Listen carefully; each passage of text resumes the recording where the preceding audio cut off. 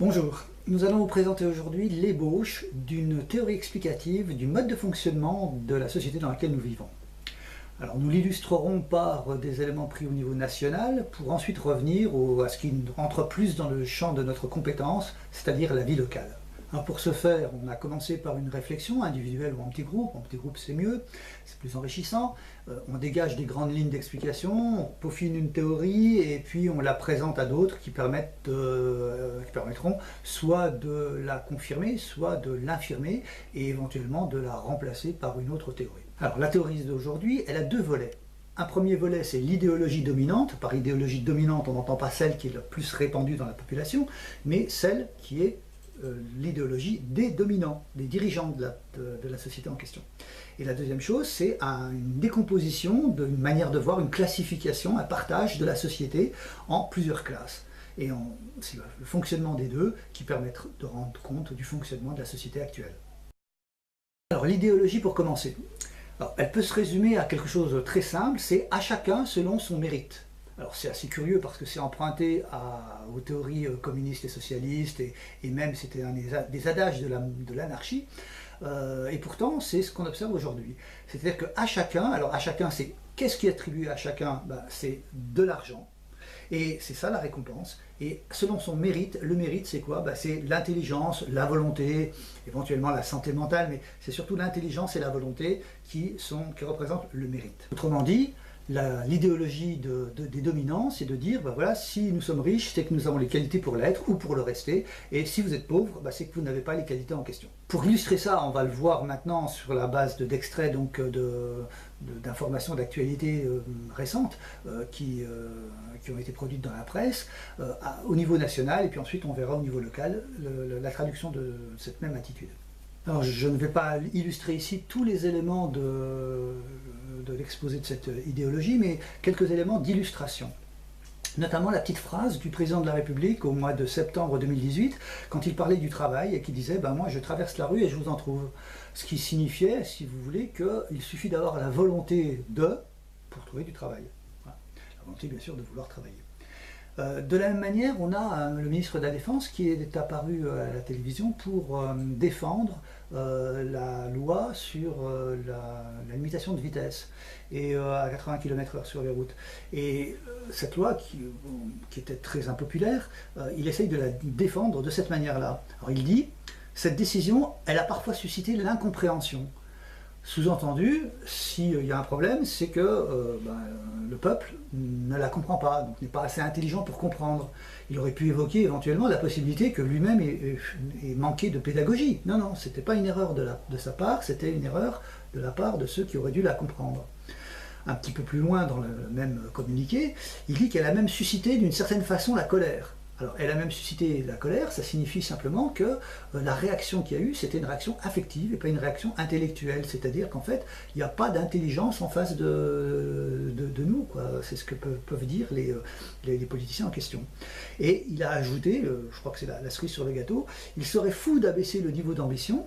Et en employant le mot fou, il fait référence à ce qu'on disait tout à l'heure, la santé mentale, c'est-à-dire qu'en fait, on n'a pas en face de soi des gens qui sont intelligents et aptes à se contrôler et qui sont capables de rationaliser et d'examiner les choses avec logique. Donc ça reflète effectivement les éléments qu'on a cités, c'est-à-dire la valeur, le mérite, c'est la volonté et l'intelligence. Cette idéologie-là, on la voit transparaître aussi dans la nature des arguments qui sont proposés.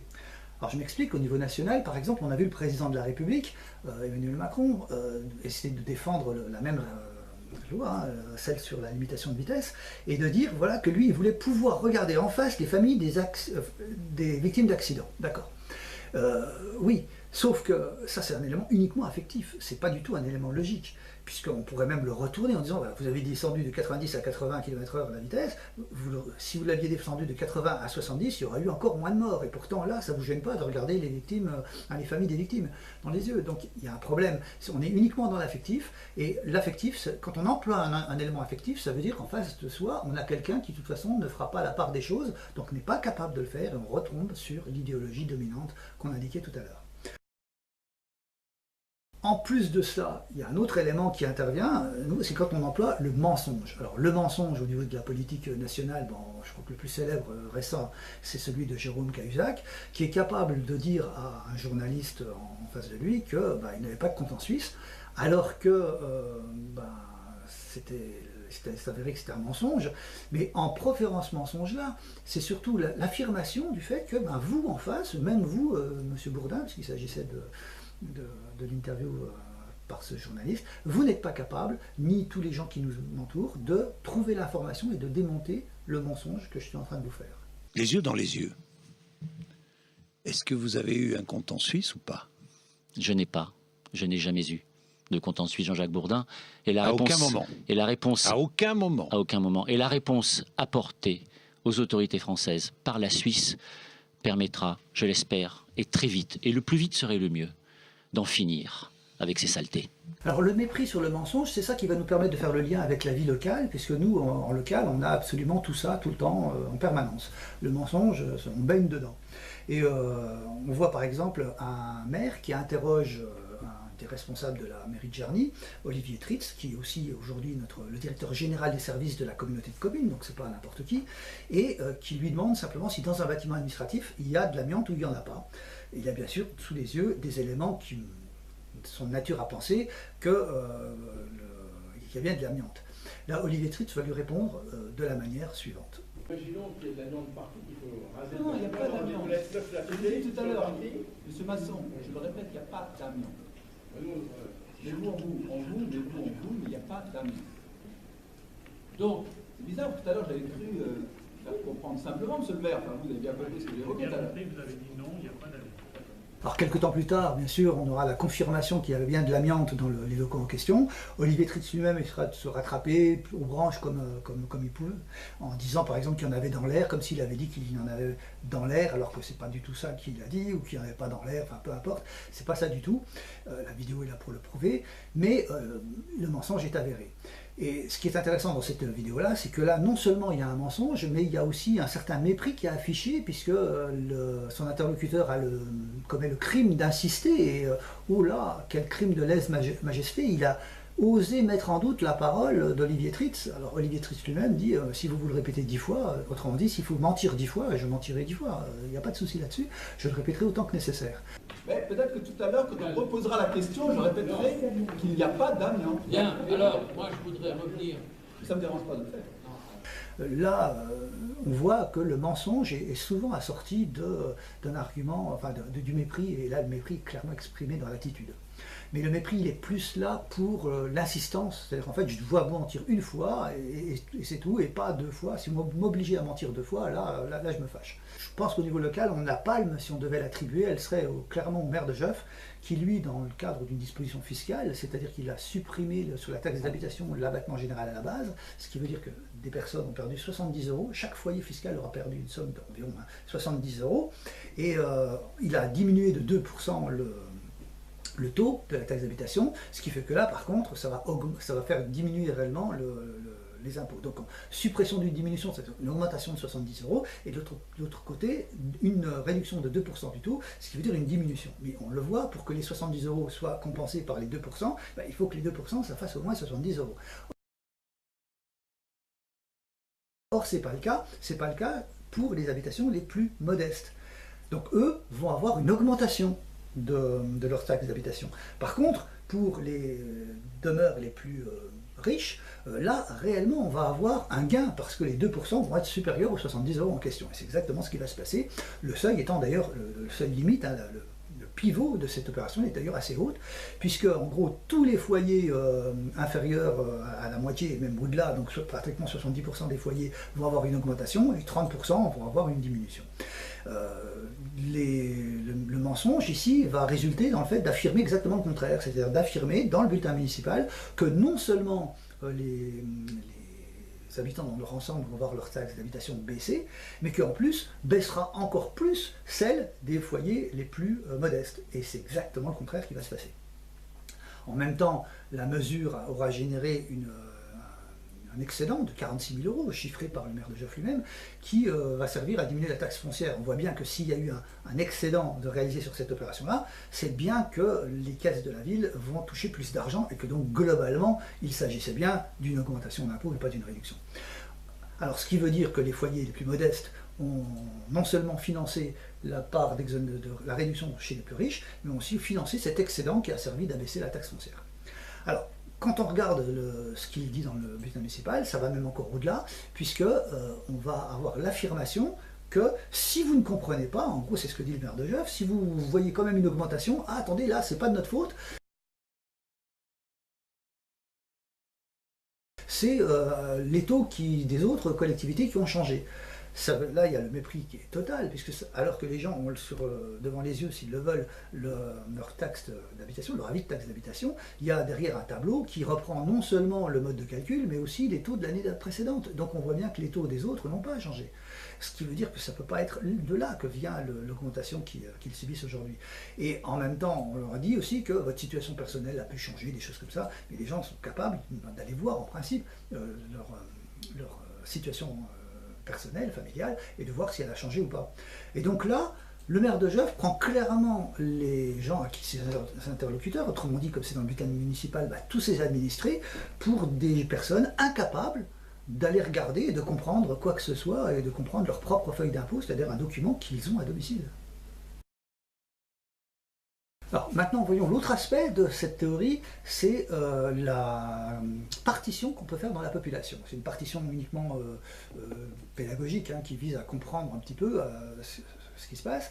Et on va faire un partage de la population similaire à celui qu'il y avait sous la Révolution française. Alors à l'époque, les historiens nous disent qu'il y avait trois catégories, trois classes sociales, qui étaient l'aristocratie, la noblesse, la bourgeoisie et le tiers-état.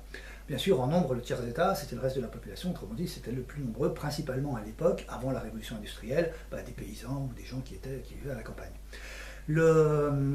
Cette distinction-là, on va la refaire cette année, aujourd'hui, en disant, voilà, il y a trois catégories de personnes. Il y a celle qui est au pouvoir, alors c'est un peu comme l'aristocratie, mais ce sont des gens qui ont été élus, le président de la République, les ministres, ou nommés pour les ministres, c'est des gens qui ont été globalement élus, et ce n'est pas des gens qui se reproduisent, si vous voulez, par le biais de la filiation de parents à enfants, comme c'était sous le cadre de l'aristocratie.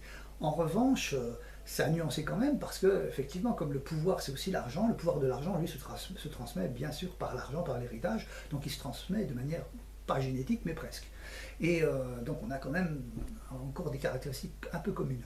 La deuxième classe sociale, par contre, à mon sens, a explosé. Cette bourgeoisie de l'époque est aujourd'hui toute la classe moyenne française, et cette classe moyenne a accès à l'éducation, donc elles se sont, comme la bourgeoisie de l'époque, capables de diriger le pays à la place des nobles, donc à la place, ici aujourd'hui, de nos gouvernants actuels, et elles se sont un peu exclues, bien qu'on soit dans une démocratie. Alors, en gros, ils pensent que le vote qu'on leur autorise n'est pas suffisant pour diriger le pays, et c'est pour ça qu'on voit des notions apparaître, des demandes spécifiques d'amélioration de la démocratie. Et puis ensuite, il y a le tiers-état qui, lui, s'est considérablement réduit, puisque la bourgeoisie actuelle, donc la classe moyenne actuelle, va remplacer ça, et il reste dans le tiers-état, l'équivalent du tiers-état, tous ceux qui n'ont pas spécialement envie de se mêler de la vie politique. Alors, ce n'est pas forcément uniquement les gens les plus modestes, ça peut être aussi les gens de la classe moyenne qui n'ont pas spécialement envie de se mêler de politique ou de quoi que ce soit d'autre. Voilà. En tout cas, on fait cette distinction-là. Et dans le cadre de cette distinction-là, on va comprendre même ce qui s'est passé le 17 novembre avec le mouvement des Gilets jaunes, puisque le 17 novembre, c'est en fait la partie du tiers-État qui s'est manifestée en disant on a ras-le-bol de payer des taxes par-ci par-là, et donc on se rebelle. Bon, voilà, ok, on se manifeste. Okay. Et très vite, alors que ce n'était pas là au début, très vite se sont greffées dessus des revendications de l'ordre démocratique. Et là, il semble effectivement que ce soit une partie de la classe moyenne qui s'est dit, tiens, il y a un mouvement de grogne, comme la famine ou la faim à l'époque de la Révolution française, qui a fait bouger le tiers-état. Il y a un mouvement de grogne qui se décide, c'est peut-être le moment et l'occasion pour nous de changer cette démocratie qui ne nous convient pas, et on aimerait bien participer au fonctionnement de la société en général. Et donc, des mesures comme le RIC ont été proposées. Alors pour l'ensemble de tout ça, il faut des bases factuelles. Et on en a quelques-unes. Alors le premier, c'est le populisme. Le populisme, c'est un concept qui est utilisé aujourd'hui de plus en plus par les politiciens pour se critiquer les uns les autres, puisque chacun veut le pouvoir, donc il faut bien se critiquer pour pouvoir l'atteindre. Et le populisme est utilisé aujourd'hui plus que d'extrême gauche, d'extrême droite, qui étaient des arguments, ou extrême centre même, qui étaient des arguments proposés avant, jusqu'à maintenant, mais qui ont perdu leur intensité, leur impact. Ça a plus d'impact. Le mot populisme est plus intéressant, plus utilisé. Et le mot populisme représente quand même une véritable injure pour le peuple, puisque ça veut dire tout simplement que le peuple est trop bête pour comprendre ce qui est bon pour lui. Autrement dit, quand quelqu'un veut proposer des mesures qui sont voulues par le peuple, ce sont des mesures qui ne sont pas bonnes pour le peuple. Et donc, on taxe les gens de populistes. Alors, quand on fait ça, on emploie réellement une injure pour le peuple. Celui qui se reconnaît comme étant membre de ce peuple-là, et donc devrait réagir. Or, ce mot populiste n'a subi aucune réaction. On laisse les gens en parler, etc., sans bouger. Alors cette absence de réaction n'est pas forcément une absence de compréhension, mais c'est pris comme tel, certainement, par les gens qui sont au pouvoir et qui en usent et en abusent. Ceux qui sont au pouvoir et ceux qui voudraient être au pouvoir. Alors le manque de réaction, lui, n'est pas forcément une mesure fiable de l'incompréhension de l'injure par le peuple. En effet, on prend le mouvement des Gilets jaunes. Le mouvement des Gilets jaunes, c'est 1 personne sur 1000 en France, et donc c'est très peu de personnes qui sont dans la rue. Et il y en a 999 qui sont restées chez elles. Et 1 personne donc sur 1000 dans la rue, mais quand on regarde les sondages, on nous dit qu'il y a 70% de la population qui soutient les Gilets jaunes. Or, sur les 1000, ça voudrait dire 1 qui manifeste et 700 qui sont d'accord avec, mais qui ne bronchent pas. Donc on le voit entre le fait de réagir et le fait d'être favorable ou d'avoir compris ce qui se passait, c'est pas du tout la même chose. Mais le pouvoir en place pourrait très bien prendre cette inaction du peuple comme un signe d'incompréhension, donc un signe de faiblesse aussi, et donc de considérer que le peuple est bien incapable de comprendre quoi que ce soit, puisque même une injure, il ne réagit pas, et voilà la vision en tout cas du pouvoir en place. Au sein des Gilets jaunes, il y a une association qui s'appelait La France en colère et qui avait bien choisi son nom, mais en même temps, en parlant de colère, on ne parle pas d'intelligence. On rejoint là les propos d'Édouard Philippe, du Premier ministre, quand il parlait de susciter la colère au sujet de la mesure de réduction de vitesse sur les routes. Et donc tout ça fait que ça donne une impression peut-être au pouvoir en place en disant qu'en face de soi, on a des gens qui sont en colère, on a de l'affectif, mais on n'a pas de l'intellectuel. Alors, au sein des Gilets jaunes, on a pu voir effectivement qu'ils avaient le ressenti de ce mépris et qu'ils avaient conscience réellement d'être pris pour, je cite, des ignorants et des illettrés. Alors la réponse adaptée quand on est pris pour des ignorants et des illettrés, si on pense qu'il peut y avoir un fondement et qu'il faut contrer cette impression-là, cette mauvaise impression, c'est de réagir en disant si on est vraiment illettré, on apprend à écrire, ou sinon on prouve qu'on sait déjà écrire, et si on est ignorant, si on n'est pas vraiment ignorant, on prouve qu'on sait déjà, et si on est vraiment ignorant, on s'informe.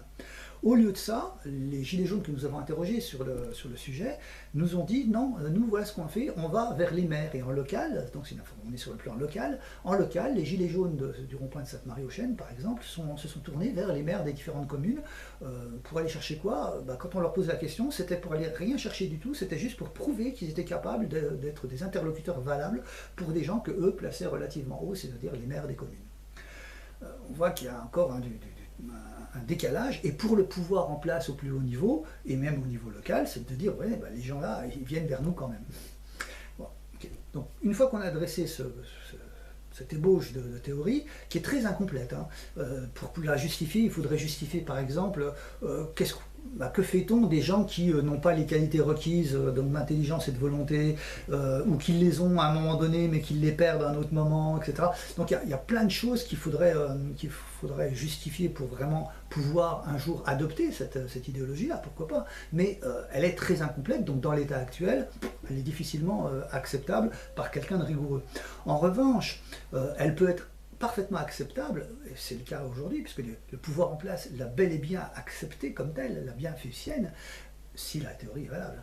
Mais ça c'est facile, c'est parce que ça permet d'économiser beaucoup de choses, notamment des efforts pour s'occuper des plus démunis.